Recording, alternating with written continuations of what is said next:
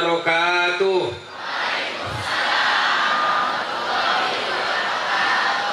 Alhamdulillah. Alhamdulillahi rabbil alamin. Wa bihi nasta'inu ala umurid dunya waddin. Ashhadu an la ilaha illallah wa ashhadu anna Muhammadan abduhu wa rasuluh. Allahumma salli ala Sayyidina Muhammad wa ala alihi wa sahbihi ajma'in. Amma ba'd. Faqad qala Allah subhanahu wa ta'ala fi kitabil karim. Bismillahirrahmanirrahim. Ya ayyuhalladzina amanu taqullaha haqqa tuqatih wa la tamutunna illa wa antum muslimun.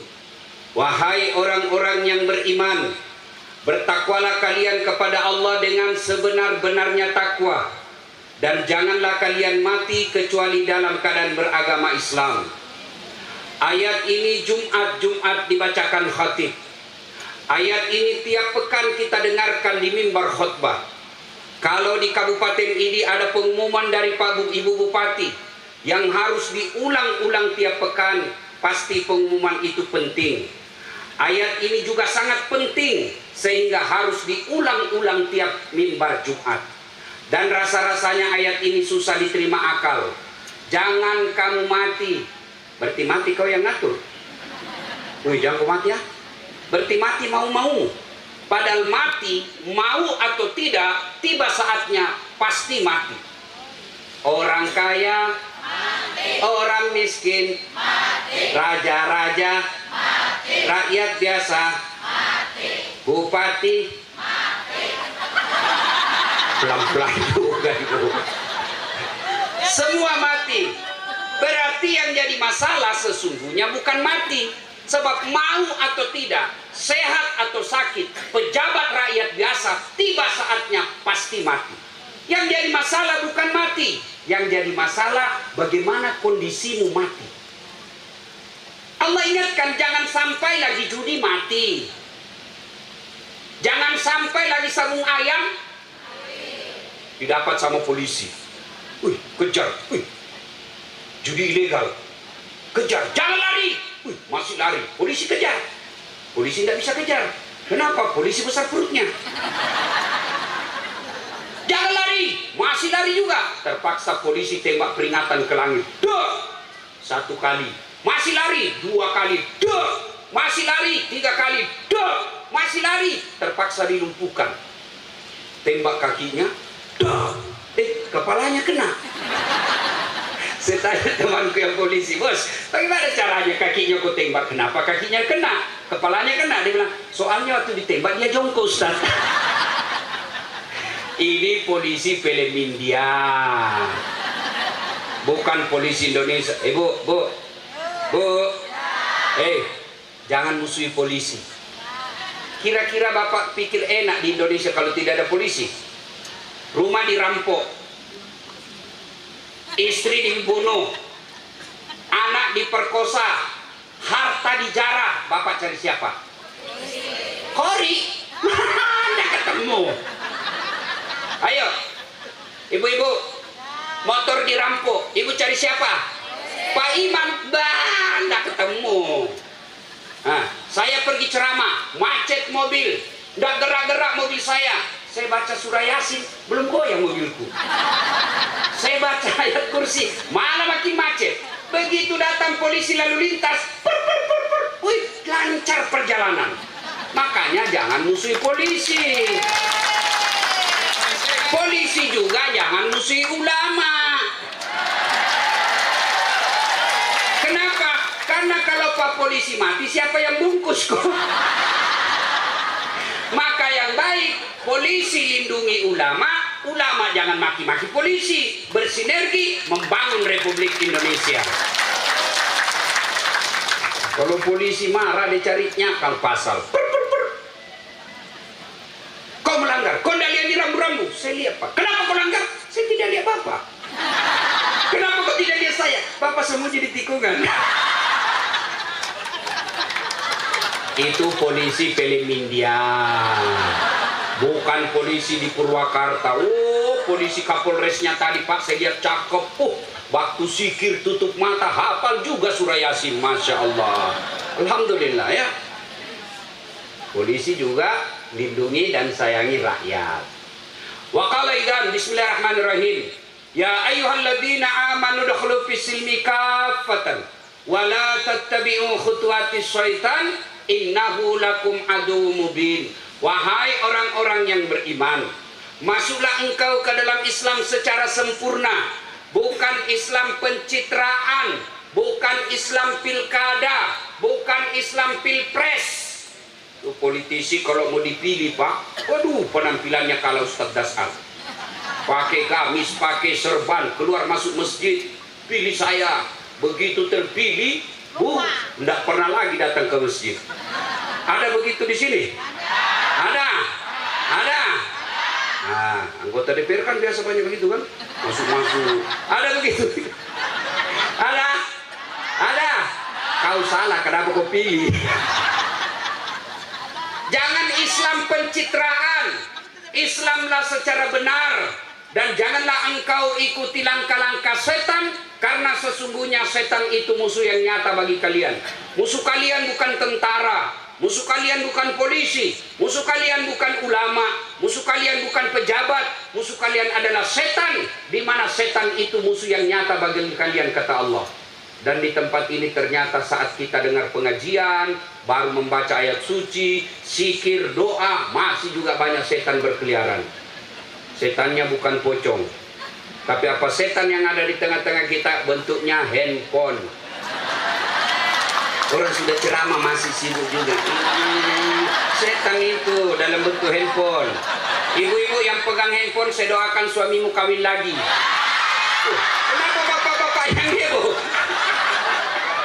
Simpan dulu handphone, simpan. Nggak enak rasanya saya ceramah, ibu-ibu nggak perhatikan saya. Saya kasihan jauh-jauh dari Sulawesi Selatan. Masya Allah, menghargai acara. Demi Allah Pak Ibu Bupati, ini bajuku kan seperjalanan musafir dakwah ini sudah hampir 1 minggu. Baju sudah hancur-hancur, bau sudah. Saya bilang sama petugas hotel semalam, bisakah jadi malam ini? Karena saya mau ke Purwakarta memberikan penampilan yang terbaik. Dicuci langsung, ini baju saya kok langsung. Kenapa? Menghargai undangan Ibu Bupati. Tadi saya dijemput, saya kira pemain sinetron. Cantik juga, ternyata dikasih tahu Ibu Bupati. Oh, saya kira artis. Masya Allah. Allahu Akbar. Pasti ini adik mahasiswa kalau mau demo ndak jadi, lihat Ibu cantik. Pulang deh. Ayo simpan dulu handphone. Kita dengar dulu ceramah ya. Simpan dulu. Selama ibu-ibu pegang handphone pasti ndak dengar ceramah. Pasti yang dilihat handphonenya. Ya. Kita mau dokumen Ustaz, gampang. Kalau ibu yang rekam, gambarnya tidak jelas, suaranya tidak jelas. Gimana caranya Ustaz? Tuh ada kamera saya bawa. Kameranya bagus, suaranya jernih. Gimana cara nontonnya Ustaz? Buka YouTube. Tulis Dasat Latif Hud Purwakarta. Nah, keluarlah itu. Jangan lupa like and share.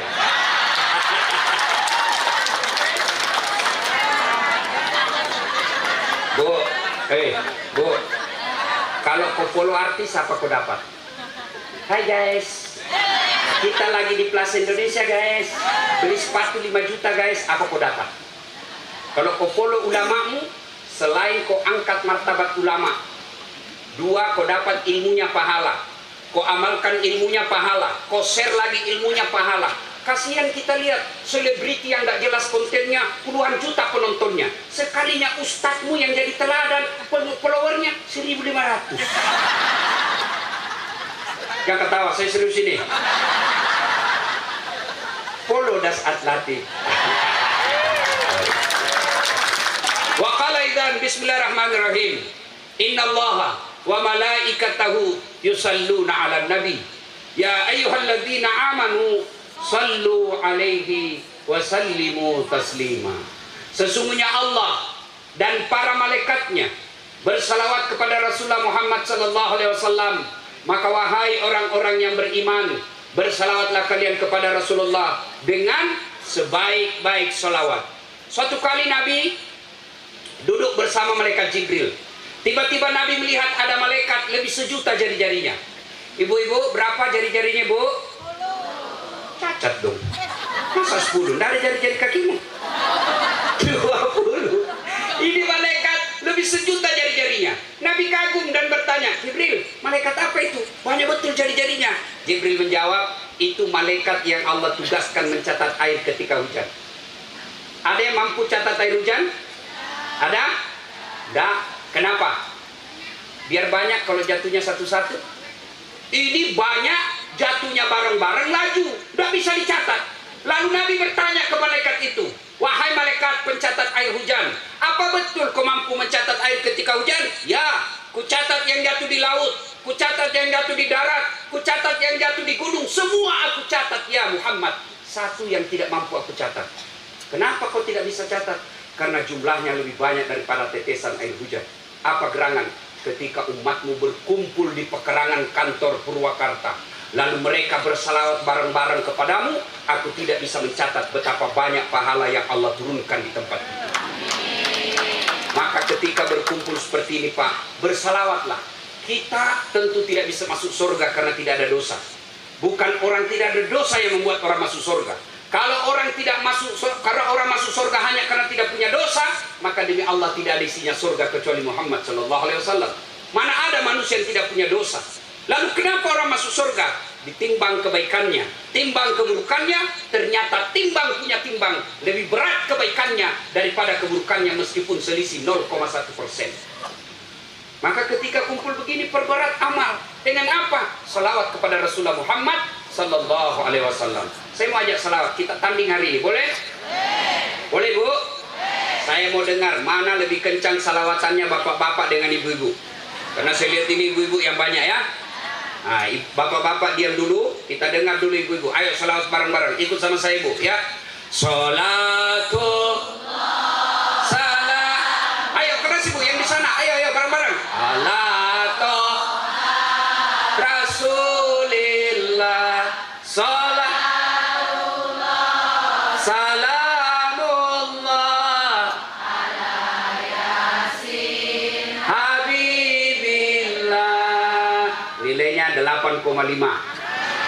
Itulah suara perempuan. Tidak bisa kencang dia Pak. Namanya sahdu. Suara gini yang bisa membuat kita tergoda. Assalamualaikum. Waalaikumsalam. Itu perempuan tuh membuat kita mumbang. Lagi di mana Dek? Di rumah aja Pak. Makanya Dedek, cewek, pegawai honor, kalau kau ditelepon Pak Kadis jangan mendayu-dayu. Nanti terjadi layangan putus. Assalamualaikum Dek. Waalaikumsalam Pak Kadis. Coba kau tegus. Assalamualaikum. Waalaikumsalam. Lagi di mana Dek? Di kantor. Apa kau tanya-tanya? Udah diteleponnya lagi kau besok. Bahaya ini. Ini Waalaikumsalam. Ayo ibu diam, ibu diam. Kita dengar nih bapak-bapak. Ayo Pak, jangan mempermalukan jenis kelamin kita. Ayo. Ayo Pak, ayo keras. Ayo. Salatullah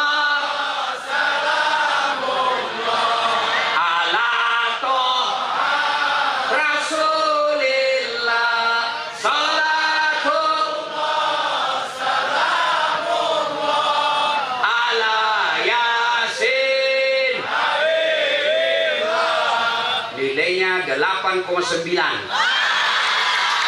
Ngomong saya. Sekarang ibu bapak diam, kita dengar Forkopimda. Cocok itu ya. Forkopimda. Sekda, Pak Bupati, Pak Kapolres, Pengadilan Agama, Kajati, Dandim, ada dia di sana. Ayo bapak-bapak, dia lihat juga saya di sini melalui TV. Ayo Pak, ayo jangan mempermalukan tentara dan polisi. Yuk, sholatul. Itulah pentingnya masyarakat menyatu dengan Forkopimda. Baiknya dia ada di sini supaya didengar. Nggak muat Ustaz, berapa banyaknya di sana? Kalau di sini supaya masyarakat juga melihatnya. Nah, cuma lain kali ya. Ibu bapak, saudara-saudara sekalian, nah, ayo kita bareng-bareng semua, ayo semua. Perempuan, anak-anak, lelaki, bapak-bapak, ibu-ibu, yuk semua. Salatullah, salamullah ala toha Rasulillah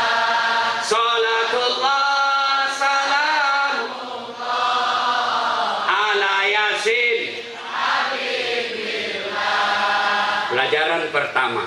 Ternyata tadi ibu-ibu teriak selawatan nilainya 8,5. Bapak-bapak 8,9. Kalau gabung dua-duanya, laki perempuan, bapak adik semua, suaranya menjadi 100%. Artinya kalau mau maju Purwakarta yang pertama, hilangkan sekat-sekat perbedaan. Tidak ada Jawa, tidak ada Sunda, tidak ada sipil, tidak ada polisi. Semua kita masyarakat Sunda bersatu. Timur Tengah, Pak. Bapak Ibu tahu Timur Tengah, Arab dan sekitarnya. Satu aja bahasanya, Pak. Satu aja bahasanya. Rasnya cuma satu, Arab. Sekarang Syam, negeri yang disebut dalam Quran, kacau balau. Kenapa? Karena perang, karena perbedaan pendapat. Itu satu bangsa, satu bahasa. Kita Indonesia, Pak, Bugisnya, Jawanya, Sundanya, Manadonya, Bataknya, Maduranya, pasti lebih gampang kita dipecah belah. Karenanya modal kita membangun persatuan. Kenapa biasa kita berpecah belah? Satu, karena isu-isu politik. 2024 di depan mata, maka politisi jahat mulai memanfaatkan isu-isu agama, mulai memanfaatkan isu-isu etnis, mulai memanfaatkan dan mencari simpati dengan isu-isu sara. Karena paling gampang kalian ditarik perhatianmu ketika isu agama dijual. Maka saudaraku, silakan kau berbeda politik, tapi jangan kau berpecah belah. Sudah tidak saatnya orang Islam dibodoh-bodohi politisi. Sudah tidak saatnya bangsa Indonesia kita dibodoh-bodohi dengan isu ras. Mari kita bersaudara. Tidak ada enaknya orang rusuh. Tidak ada enaknya orang bertengkar. Mau bukti? Coba lihat sekarang. Efek Pilpres 2019 sampai sekarang cebong kampret belum menyatu. Para Jokowi Prabowo sudah adem-adem. Siapa calonmu? Nomor 1. Siapa calonmu? Nomor 2. Siapa calon nomor 3? Siapa calon nomor 4? Tidak ada usulan. Yang penting kita rakyat Indonesia. Maka politisi juga jangan bodoh-bodohi rakyat, kasihan. Mana ada rakyat seperti Indonesia sabarnya. Coba lihat rakyat Indonesia, Pak. Mau dipilih calegnya, mau dipilih bupatinya, hanya datang bawa sarung harga 30.000 dipilih lagi, Pak. Sudah itu kita tipu lagi 5 tahun. Mau dipilih datang lagi lebih mahal sedikit menjadi 40.000 dipilih lagi, Pak. Coba lihat, ditipu tiap tahun, tapi tetap sabar. Begitu ada acara kenegaraan, siapa yang doakan rakyat kita? Siapa yang doakan ulama kita? Ya Allah, ampuni dosa para pemimpin-pemimpin kami, padahal pemimpin kami tidak sholat. Ya Allah, ampuni dosa para pemimpin-pemimpin kami, padahal mereka seling berzina. Kita tahu mereka jahat, tapi kita doakan. Inilah rakyat Indonesia. Maka sayangi rakyatmu karena kalian hidup dari rakyat Indonesia. Tuh, jangan mau berpecah belah, jangan mau dibodoh-bodohi. Isu-isu politik biasa, namanya orang pilkada, pilpres, pemilu, itu dalam ilmu politik disebut pesta demokrasi. Bapak tahu enggak ketika ada kata pesta didengar? Ketika Bapak dengar pesta, apa yang ada di benak Bapak? Gembira-gembira, makan-makan, ada elektron, pesta. Tidak ada pesta menakutkan. Maka mestinya setiap pemilu pilpres kita senang-senang, jangan menakutkan, jangan ada isu perpecahan. 1. Maka Rasulullah SAW mewasiatkan kepada kita, umatku itu seperti badan ini, Purwakarta ini seperti badan ini. Coba lihat badan kita, Pak. Tangan kanan gatal tanpa diundang kiri yang garuk.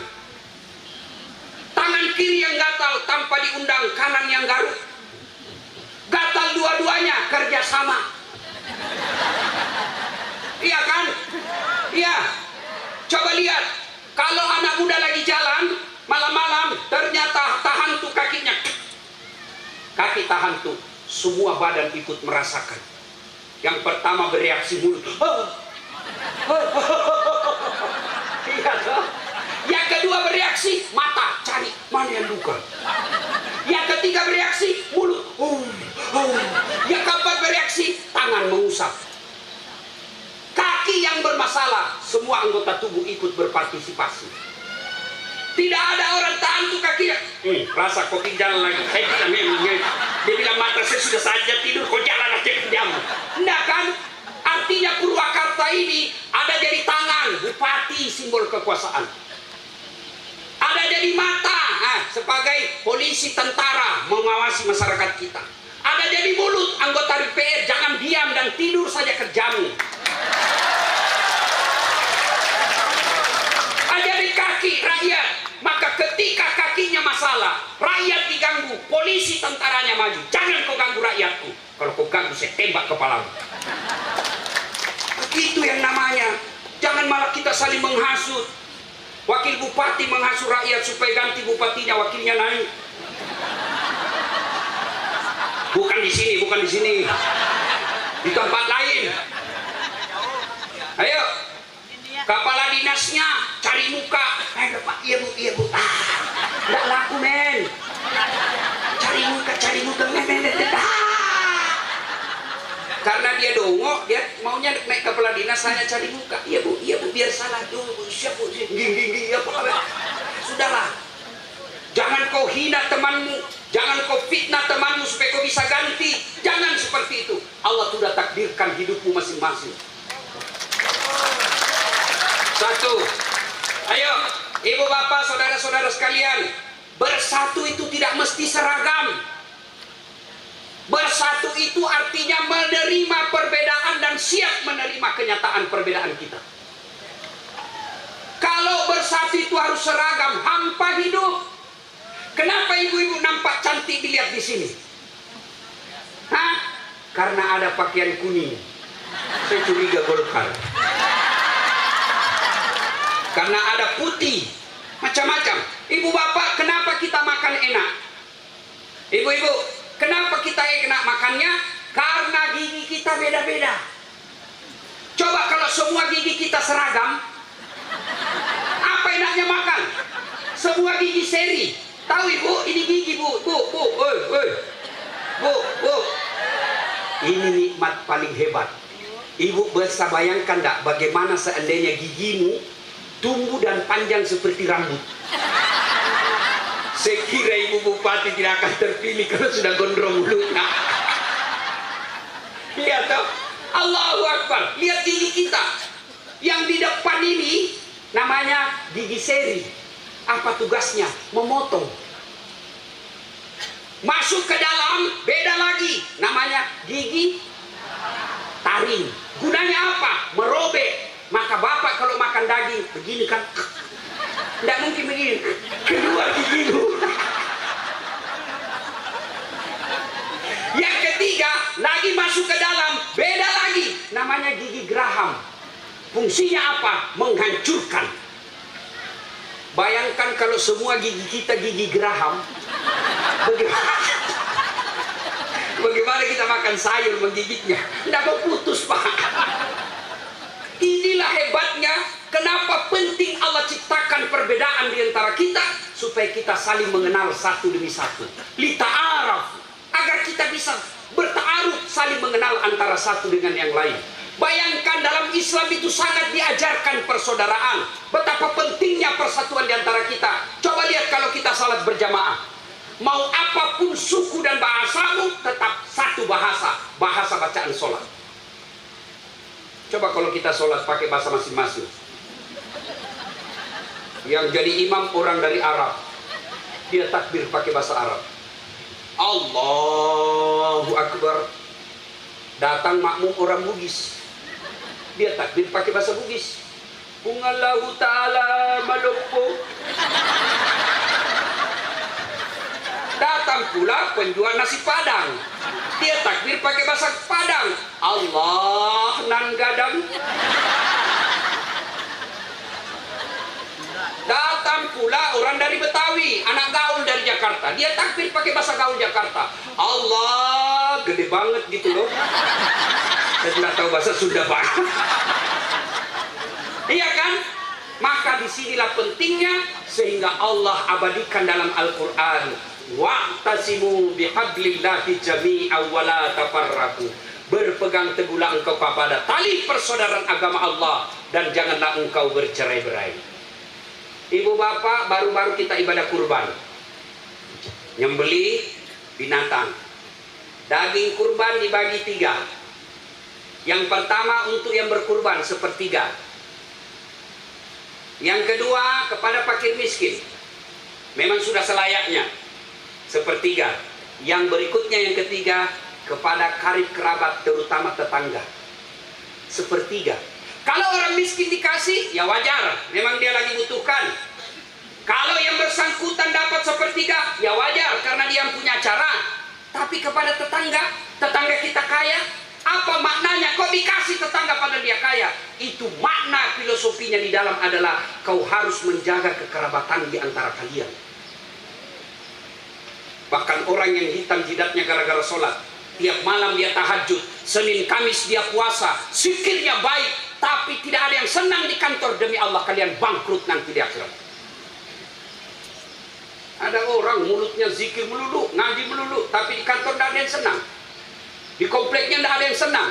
Sebelah depan rumahnya bertengkar gara-gara parkir. Sebelah kirinya bertengkar gara-gara apa? Binatang ternak. Ada orang Pak di komplek di Makassar bertengkar gara-gara apa Pak? Anjingnya naik atap tetangga. Dan tetangganya orang yang najis, dianggap najis anjing. Bertengkar gara-gara binatang ternak. Sebelah kanannya bertengkar gara-gara apa? Taman. Janda bolong. Belakang rumahnya gara-gara apa? Got. Semua orang di komplek tidak ada senang dia. Maka kalian dengar orang yang baik ibadahmu, hablum minallahi baik, tapi kalian putus persaudaraan. Dengar janji Nabi, penegasan Nabi. Atadruna manil muflis? Saudara-saudara kalian, kau tahu siapa yang bangkrut di akhirat kelak? Pailit di akhirat kelak? Jarusu wa khati'ur rahim. Tetangga yang jahat sama tetangganya, dan dia memutuskan tali persaudaraan. Maka saudaraku, Purwakarta, di ulang tahun ini, mari rapatkan kembali persaudaraan. Tidak ada istilah pribumi, tidak pribumi. Tidak ada istilah Islam non-Muslim. Kita semua rakyat Purwakarta satu padu mengangkat citra dan martabat kabupaten kita. Soal agama masing-masing, ya. Soal keyakinan kita pertanggungjawabkan masing-masing. Tapi kita punya kepentingan masing-masing adalah kepentingan kita bersama menjaga ketertiban umum di kabupaten kita. Seorang penceramah mana bisa ceramah kalau sudah rusuh? Saudara-saudara sekalian, Allah batu. Mana kita mana bisa kita ceramah kalau sudah rusuh? Iya toh? Bapak-bapak bagaimana bisa cari nafkah kalau sudah rusuh? Ibu-ibu bagaimana mau pengantin baru? Bapak-bapak mau pengantin baru? Ada anaknya kalau lagi rusuh. Kecuali yang mau memanfaatkan situasi. Kawin lagi rusuh, kawin lagi supaya tidak diketahui. Salatullah, salamullah, Rasulillah. Salatullah, salamullah, ala yasin. Dua yang menyebab tadi pilkada penyebab putus persaudaraan. Yang kedua apa? Biasanya kesombongan. Apa itu sombong Ustaz? Pakai barang-barang mahal? Belum tentu. Ibu bupati dikasih rezeki Allah punya berlian, pakai itu berlian. Rezekinya ibu, tidak semua orang dikasih. Bapak-bapak dikasih rezeki punya emas, pakai itu emas. Ibu-ibu pakai, itu rezeki dari Allah. Punya mobil harga 1 miliar, pakai. Tidak semua orang dikasih rezeki. Lalu apakah dia sombong karena pakai barang mahal? Bukan. Lalu apa itu sombong? Dua karakternya. Menganggap remeh orang lain, tidak mau menerima kebenaran, itu sombong. Ibu pakai emas, belum tentu sombong. Kapan sombong? Ketika kau hina orang tidak pakai emas. Apa sih? Apa?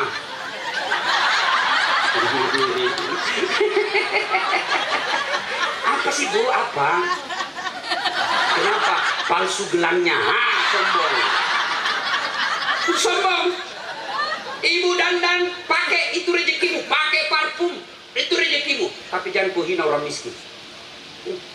Palsu lipstiknya. Kenapa kau tahu? Melengket di giginya.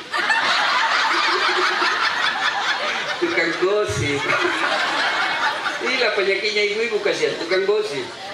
Ustaz aja dia gosip. Dia bilang, Bu Bupati, tidak usah lagi kau panggil itu Pak Ustaz. 4 dia bahas, kita terus dikenanya. Ya, sombong.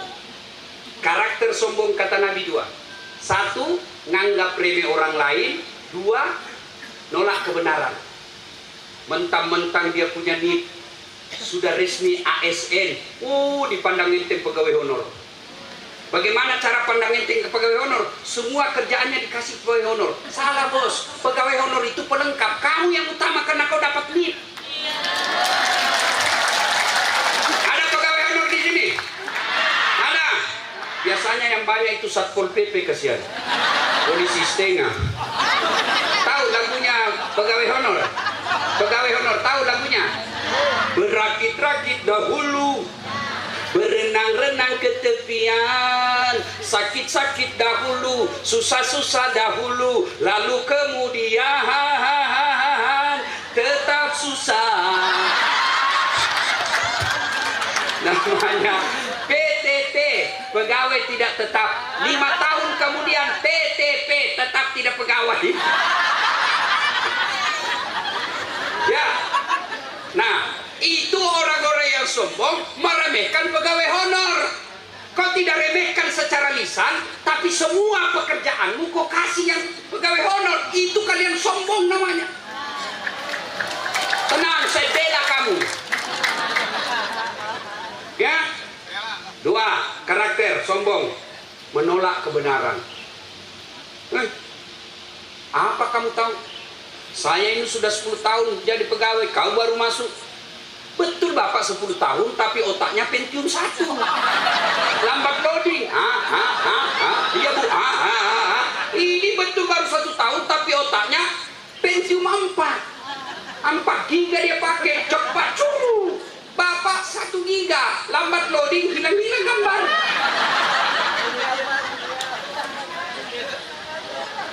Nah, apa penyebab datangnya sombong? Kata Nabi, penyebab datangnya sombong itu ada 4. 1, bertambahnya jabatan. Yang tadinya hanya istri bupati, dengan izin Allah jadi bupati. Masya Allah. Jangan sombong. Jabatan hanya sekejap, 5 tahun saja. Terpilih lagi 10 tahun. Biar ibu makin hebat, 10 tahun tidak mungkin bisa bupati lagi. Pasti lepas jabatan. Bahkan kalau ibu mau pakai lagi padahal sudah lebih 10 tahun, masih mau pakai Garuda, ibu ke pasar, dibilang orang, sudah gila kasihan. Apa kita mau sombong dengan jabatan? Menteri, kurang apa itu? Menteri kita yang wafat, menteri wafat Pak. Apa yang mau disombongkan dengan jabatan? Kepala dinas kau mau sombong, pret. Kau jadi kepala dinas karena ibu bupati senang kamu. Biar ibu bupati senang, kalau suaminya tidak senang, tidak jalan es kamu. Apa yang mau disombongkan dengan jabatan? Dandim Kapolres, Kajati,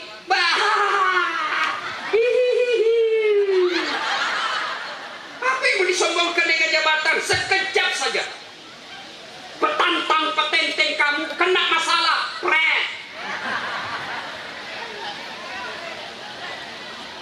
2, penyebab datangnya sombong.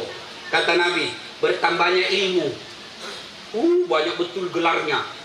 Doktor, SOS, SAG, MSI, PSD. Terakhir gelarmu almarhum. Apa yang kita mau sombongkan dengan ilmu?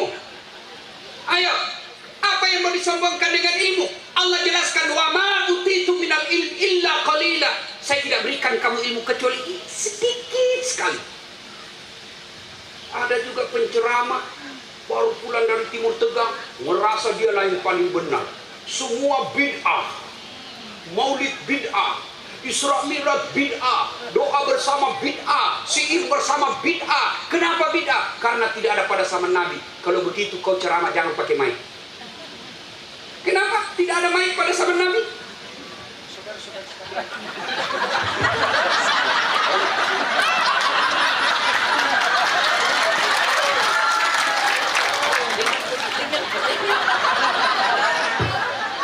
Ayo, yang baik, mari saling menghormati perbedaan pendapat. Kalau kau tidak mau Isra Mi'raj, silahkan. Tidak mau maulid, silahkan. Orang yang mau maulid, silahkan. Jangan berpecah belah. Dulu zaman saya kecil, waktu belum ada medsos, ketika ada perbedaan, kita tidak pernah ribut. Saya sholat subuh, di samping saya tidak kunut. Bah, begitu saya kunut, dia tidak kunut, tidak ribut kita. Paling dalam hati, oh Muhammadiyah. Selesai. Iya toh? Maka ilmu jangan membuat kalian mau sombong. Alim ulama berbeda itu biasa.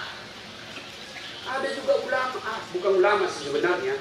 Anak-anak yang baru belajar agama, 3 bulan dia belajar di YouTube, pelihara jenggot, celana cingkrang, semua sudah mau dikafirkan. Saya pun dihina di Facebook. Dia bilang, apa kau Ustaz Dasar? Cerita aja kau. Kau bilang pelihara sunnah, kau tidak pelihara sunnah. Saya bilang, kenapa kau tuduh saya tidak pelihara sunnah? Buktinya kau tidak pelihara jenggot. Mau diapa kalau tidak mau tumbuh?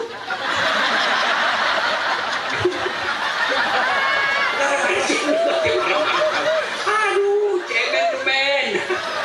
Salatullah ala toha rasulillah.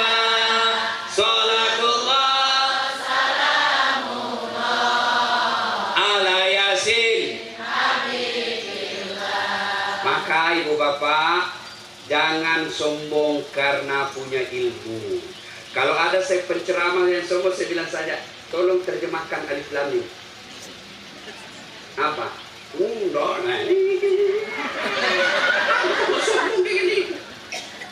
ya. Yang ketiga, bertambahnya pangkat, bertambahnya ilmu. Yang ketiga, bertambahnya harta. Yang tadinya rakyat biasa, tiba-tiba dapat penggusuran jalan tol. Kau langsung kaya miliarder. Mau sombong? Oh, jangan sombong. Allah marah, depositomu masih ada, rumahmu masih ada, tapi kalau Allah marah, dia titipkan satu penyakit dalam dirimu. Akhirnya apa? Duitmu banyak, tidak ada bisa kau makan.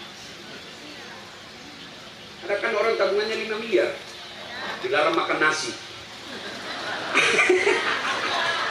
Apa enaknya dilarang makan nasi? Dilarang makan garam, dilarang makan gula, dilarang makan yang sambal pedes-pedes, dilarang makan daging, dilarang makan ayam, dilarang, semua dilarang. Apa aja bisa dimakan? Ubi rebus warna ungu.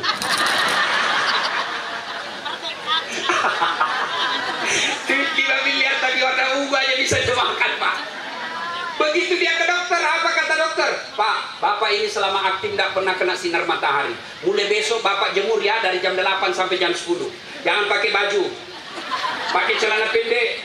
Jangan pakai sandal, Pak. Jangan pakai tutup kepala. Tutup dirimu plastik supaya cepat kering.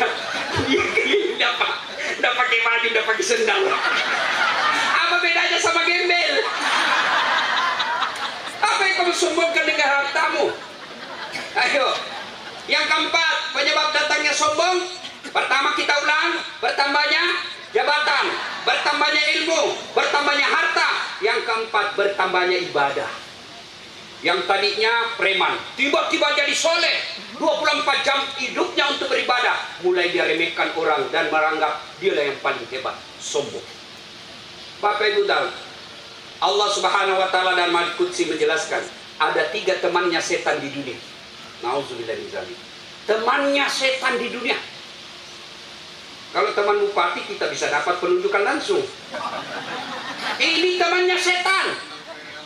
Siapa mereka? Satu di antaranya, kata Nabi, ganiyun mutakabbir, orang kaya yang sombong, temannya setan. Sombong gara-gara harta, temannya setan. Sombong gara-gara pangkat, temannya setan. Sombong karena popularitas, temannya setan. Tapi kira-kira kalau pejabat, orang kaya, populer, artis sombong, orang masih maklum. Ya wajarlah dia sombong, bupati. Wajarlah dia sombong, dia kaya, apa-apa bisa dia beli. Wajarlah dia sombong, satu Indonesia kenal dia cakep, cantik. Wajar, meskipun kau temannya setan. Tapi sudah tidak terkenal, rakyat biasa, pengangguran, ngontrak-ngontrak, rumah kehujanan, istri suka ngomel, muka jelek, bau ketek, busuk mulut, sombong. Kau bukan temannya setan, kau sudah jadi setan cilaka. Ayo, maka saudaraku ASN, saudaraku anggota DPR yang Allah beri rezeki, mau hebat ini Purwakarta, hilangkan sifat-sifat kesombongan di antara kalian. Allah melaknat Fir'aun, haram masuk surga dan abadi dalam neraka karena dia sombong. Dan laknat Allah sampai sekarang ini berlaku buat Fir'aun. Mana buktinya? Sampai detik ini tidak ada orang yang senang itu Fir'aun. Mana buktinya? Tidak ada warga orang Sunda yang mau kasih nama anaknya Fir'aun. Begitu jeleknya itu sifatnya Fir'aun. Mentang-mentang itu populer itu Fir'aun. Ada dalam Quran. Nah, saya kasih ke nama Fir'aun, Le. Itu bukti laknat Allah. Maka buang jauh-jauh sifat kesombongan. Karena sombong itu bisa memecah belah persaudaraan kita. Yang ketiga, penyebab putusnya persaudaraan apa? Hoax, fitnah, gibah. Dulu orang bergibah, dulu orang bergosip harus ketemu muka, face to face. Sekarang canggih. Gosipnya satu di Bandung, satu Purwakarta, satu di Jakarta, satu di Madura, satu di Jepang, satu di Makassar. Gosip dia di mana? Digosipnya di grup WhatsApp. Pertama dia cerita sinetron. Lama-lama dia bilang, iya, mirip tetangga saya itu. Saya aja digosip, Pak. Saya lewat tadi ada yang gosip saya, itu juga bajunya waktu di YouTube.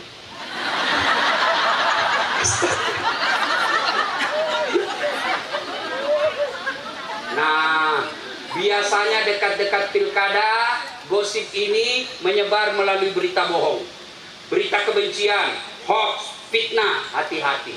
Berapa banyak kita lihat di TV, ibu-ibu ditangkap, ibu-ibu dipecat suaminya, gara-gara apa?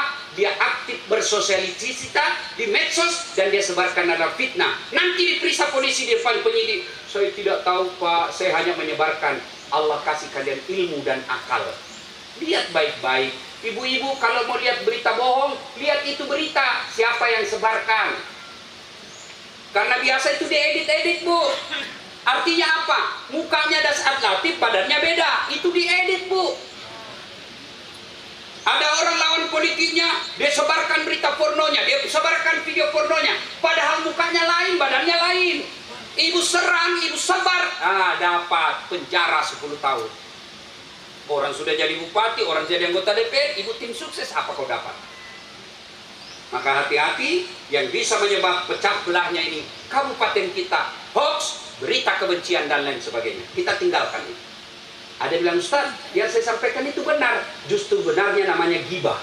Kalau salah namanya fitnah. Jangan cerita. Kan biasa itu begitu, Ibu. Kita tenang-tenang di rumah, dia datang bawakan kita. Dan biasanya kita ikut campur. Oh iya, padahal tidak tahu itu. Benar, padahal tidak tahu urusan. Yang suka ikut-ikut campur ini nanti takdirnya di akhirat seperti toge. Tahu toge, Bu? Tahu toge? Coba ikut toge, suka ikut campur kan? Pecel, gado-gado, tempe, soto banjar. Karena dia selalu ikut campur, makanya toge itu Allah takdirkan semua bengkok. Maka kalau ada di kantor ini majelis taklim pagi-pagi gosip teriak aja, woi pagi-pagi toge nih ayuhibbu ahadukum, sukakah kamu memakan bangkai sesamamu manusia? Ibu bapak saudara-saudara sekalian, pesan pertama, tegakkan ukhuwah persaudaraan di antara kita. Berbicara tentang membangun negara, mari bangun sama-sama. Itulah yang disebut bekerja sama dalam menegakkan persatuan dan kesatuan bangsa Indonesia. Bangun jembatan, mari kita sama-sama. Membangun kerukunan, mari kita sama-sama. Tidak melihat apa agamanya, apa sukunya. Yang penting kita punya kewajiban menjaga ketentraman dan kerukunan kabupaten kita. Yang kedua, pesan tabligh akbar kali ini. Kalau mau tegak ini, Selain menjaga persatuan, maka pesan Nabi, kalau suatu negeri mau tegak, maka harus ditopang 4 hal. Yang pertama, bi'ilmil ulama, ilmunya ulama. Maka ibu bupati yang saya muliakan, setiap ibu mau mengambil keputusan dan kebijakan, panggil tokoh-tokoh agama, ajak berembuk bagaimana tinjauan agama. Jangan nanti kepepet, jangan nanti ribut, nanti ada masalah, baru tokoh agama diundang sebagai pemadam kebakaran. Nanti mau pencaplosan, nanti mau pengundian, nanti mau pilkada, baru diundang mereka, kasihan datang mengaji dan naik di atas panggung mendukung. Begitu sudah terpilih, mereka tidak pernah diundang untuk berdialog, merancang pembangunan kabupaten kita. Panggil ulama, panggil ulama. Ibu bapak pernah baca kisahnya Ashabul Kahfi. Di akhirat kelak ketika Allah mempersilahkan, silakan masuk surga pemuda Ashabul Kahfi. Maju pak, 1 anak muda, 2, 3, 4, 5, 6, 7. Di belakang manusia ke-7 dia ada anjing. Ditahan sama malaikat. Hei, anjing tidak boleh masuk surga. Saya minta pengadilan. Buka pengadilan. Kenapa kau larang saya masuk surga? Ini anak muda, kemana saya dia pergi nih, saya ikut. Dia masuk ke Bukundung, saya ikut. Dia dilempari, saya juga dilempari. Nih kaki saya pincang gara-gara kena batu. Karena dia jalan masuk-masuk begini, Bu. Kalau dia masuk surga, kenapa kau larang saya? Saya setia mengikutinya. Kedengaran dari aras Allah. Malaikat, masukkan dia surga karena dia setia mengikuti ulama. Anjing saja setia mengikuti ulama, Allah perkenankan masuk surga. Apalagi kita manusia. Ikuti ulama. Dan ulama ajaklah dengan amar ma'ruf nahi mungkar, dengan penuh kebijakan. Jangan memaki, jangan menghina, apalagi menghasut. Alhamdulillah Bu Bupati, sekedar informasi, penonton saya di YouTube sekarang sudah lebih 240 juta Pak. Untuk konten dakwah, tidak kalah banyak das adlatu. Karena non muslim pun ikut. Tadi sebelum saya ke sini, ada lagi di IGDDN saya, Ustaz. Saya dengar ceramahnya Ustaz sejak 2018 dan alhamdulillah hari ini saya masuk Islam. Karena saya prinsip saya dakwah, saya kasih gembira orang. Buat dia senang-senang. Kalaupun dia sesat, bukan urusan saya. Urusan saya, ajak dia kebaikan. Yang namanya dakwah, diajak baik-baik saja belum tentu dia ikut. Apalagi kalau sudah ditakut-takuti. Dibanting, dilipat, ditusuk pantatnya, dikuning. Dia bilang anak muda, tidak usah ke masjid, bikin takut-takut. Ya, bil hikmah. Yang kedua, kata Nabi, kalau mau tegak ini, ilmunya ulama, adilnya para pemimpin. Keliru seorang bupati, kapolres, dandim, kepala kejaksaan kalau tidak memudahkan dirinya masuk surga. Ibu bupati, saya ceramah, ayo saudara-saudara sekalian, mari sholat berjamaah, hidupkan sholat jamaah. Yang datang yang pensiun, yang sudah muka-muka sakaratil maut. Tapi ibu bupati datang berjamaah, selesai sholat duhur, assalamualaikum warahmatullahi. Assalamualaikum warahmatullahi. Panggil ajudan. Ajudan, mana ini kepala dinas pendidikan? Tidak pernah juga saya dapat dia sholat jamaah di sini. Ajudan langsung telepon Pak Kadis. Pak Kadis, dicari ku ibu bupati, katanya tidak pernah sholat. Besok belum azan sudah ada dalam masjid Pak. Itulah hebatnya kekuasaan.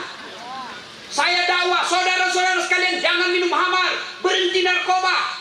Anak muda kasih kempes mobil saya. Tapi begitu datang Kapolres Pak Dandi, berhenti kau, kalau tidak saya tangkap kau. Berhenti mereka Pak. Maka keliru seorang pejabat kalau tidak memudahkan jabatannya masuk surga. Saudaraku, Allah takdirkan kami ulama masuk surga, pasti masih antri. Ulama masuk surga pasti masih antri. Kenapa? Ribuan ulama. Contoh Purwakarta. Ulama Kabupaten Purwakarta masuk surga, masih ngantri Pak. Ketua MUI, Ketua NU, Kecamatan, Ketua Muhammadiyah, oh banyak Pak, masih ngantri. Tapi begitu malaikat katakan Bupati Purwakarta masuk surga, sendiri dia Pak. Tidak perlu ngantri. Kenapa? Sendiri aja bupati Pak. Maka adilnya seorang pemimpin itu bisa menegakkan kabupaten kita. Yang ketiga, kata Nabi, kalau ini mewanut dermawannya para pengusaha, Jangan serakah para dermawan, para pengusaha. Pengusaha ibu pasti banyak di sekeliling ibu. Tapi ingatlah ibu, pengusaha melihat kita ibarat madu. Mereka pengusaha kadangkala yang dia pikir apa yang bisa aku dapat. Salah berdekatan dengan mereka. Tidak, tapi harus penuh kehati-hatian. Karena kadangkala berapa banyak pejabat, bupati, gubernur, bahkan sampai menteri di penjara akhir jabatannya. Kenapa? Karena godaan-godaan para pengusaha-pengusaha nakal. Sejarah membuktikan dari 10 sahabat Nabi yang dijamin masuk surga, 10 sahabat Nabi pasti masuk surga kata Nabi. 7 diantaranya orang kaya yang pemurah. Dan peradaban imperium Islam lihat, setiap ada sultan yang sukses, pasti ada orang kaya di sampingnya yang menemaninya. Orang kaya yang pemurah, bukan orang kaya yang pelit dan serakah. Dan yang keenam, ini yang kita lihat tadi. Yang keempat adalah doanya fakir miskin dan anak yatim piatu. Maka ibu bupati kalau mau sukses, jadikan tradisi berkelanjutan, selalu menyantuni yatim piatu dan fakir miskin dan janda-janda tua. Kenapa bapak-bapak ini? Janda tua. Ini bapak-bapak kalau kita cerita poligami kau berani? Nah, saya di Makassar saya bilang, ibu-ibu mau ndak masuk surga? Mau Ustaz. Suruh kawin lagi suamimu. Dia bilang banyak jalan menuju surga Ustaz. Saya bilang memang banyak tapi macet. Itu ibu-ibu marah sekali kalau kita cerita poligami. Ibu-ibu, dalam Quran itu ada 4 jenis rumah tangga. Yang pertama suaminya beriman, istrinya berkhianat. Nabi Nuh. Nabi Lut. Yang kedua suaminya, istrinya beriman, suaminya berkhianat. Siapa? Fir'aun. Yang ketiga, istrinya berkhianat, suaminya pun kafir. Siapa? Abu Lahab. Yang keempat, istri beriman, suami beriman. Ibrahim alaihissalam. Saya tanya ibu-ibu di Makassar, ibu-ibu mau contoh yang mana? Pilih Ibrahim Ustaz. Alhamdulillah, toh. Tapi Ibrahim itu bu, 2 istrinya. Lah sebenarnya usah Ustaz, Firaun saja.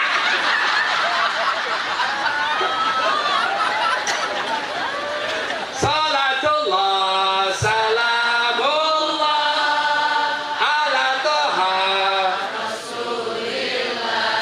Salatullah, salamullah ala Yasin. Apabila penduduk Purwakarta akur, damai, menjunjung tinggi persatuan, menopang 4 hal ini, maka janji Allah, walau anna akhlal qura amanu wattaqau lafatahna alaihim barakatim minas samai wal ard. Penduduk suatu negeri, penduduk suatu kabupaten beriman dan bertakwa kepadaku, janji Allah, aku turunkan keberkahan dari langit dan aku munculkan keberkahan dari dalam tanah, insya Allah. Demikian, semoga ada manfaat. Lebih dan kurangnya mohon dimaafkan. Usikum wa nafsi bitaqwallah fastabiqul khairat. Assalamualaikum warahmatullahi wabarakatuh.